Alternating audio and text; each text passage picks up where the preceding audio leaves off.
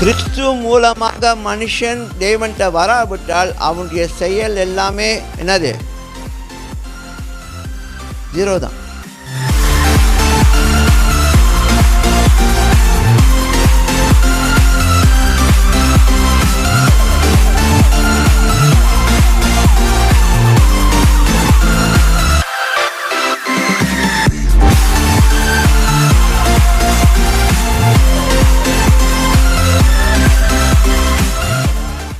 பாருங்க, நம்ம இயேசு கிறிஸ்து அறியாத மனுக்கு நம்ம எடுத்த எல்லா முயற்சியும், தேவனை தேடுக்கிறது எடுத்த எல்லா முயற்சியும் அது நமக்கு பலன் கொடுக்கல. சரியா? நிறையா காரியங்கள் நமக்கு பலன் கொடுக்கல. நம்ம நிறையா காரியத்தில் தோல்விகரமாக இருந்தோம். வேண்டுதல்லாம் செஞ்சோம், அப்புறம் வேண்டுதல் நிறைவேறலை. அப்புறம் பரிகாரம் செய்கிறோம், நாங்கள் அப்புறம் அதையும் பண்ணோம், சிலது நமக்கு நிறைவேறலை. ஆமாம் இல்லையா?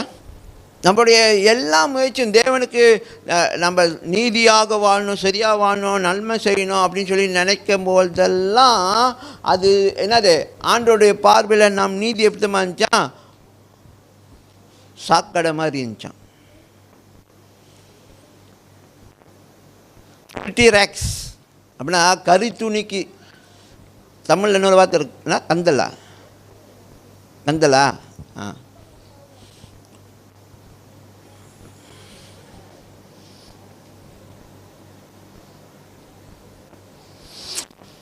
நம்முடைய துதி, நம்முடைய ஆராதனை, நம்முடைய அந்த அந்த என்ன சொல்கிறது, தேவனை நெருங்கக்கூடிய சம்பிரதாயங்கள், பக்தியோடு நம்ம செய்யக்கூடிய ஒவ்வொன்றும், ஒவ்வொரு டைம் நம்முடைய பலிகள், நம்முடைய நற்கிரியைகள், நம்முடைய நல்ல எண்ணங்கள், இதெல்லாமே கிறிஸ்துவை அறியாமல் நாம் செய்யும்போது அது எந்த ஒரு பலனும், அது எந்த ஒரு காரியமும் தேவன் பிரியப்படுற மாதிரி கிடையாது.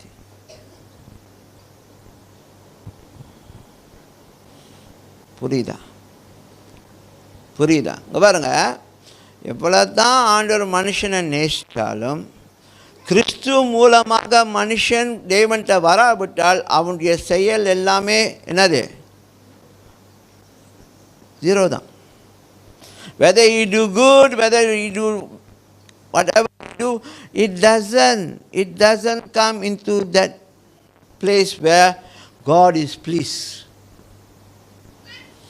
விசுவாசம், அவர் மேலே விசுவாசம் இல்லாமல் பிரியப்படுத்த முடியாது.